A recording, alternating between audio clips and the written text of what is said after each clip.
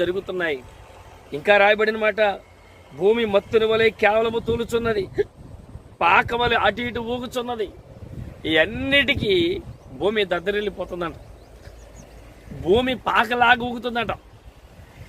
ఇలా ఊగబట్టే భూకంపాలు వస్తున్నాయి. ఇవన్నీ దేనికి సూచనలు ఆలోచించండి.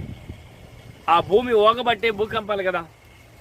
అది పాక ఎలా ఊగుతుందో పాక ఊగినట్టు ఊగుతుంది భూమి. ఇంత మహా పెద్ద భూమి ఆ పాకలాగా అలా ఊగుతుందంటే దీని మీద మనుగడ సాగిస్తున్న ఈ మానవాళి గతి ఏంటంటారు? మన జీవితం ఏంటంటారు?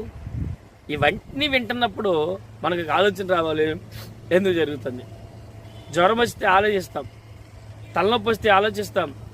ఒకవేళ ఆలోచించకపోయినా డాక్టర్ అడుగుతాడు, వైద్యుడి దగ్గరికి వెళ్తే ఏం తిన్నారో, ఏం తాగారు, ఏం చూశారు, ఒక కారణమైనది ఉంటుంది.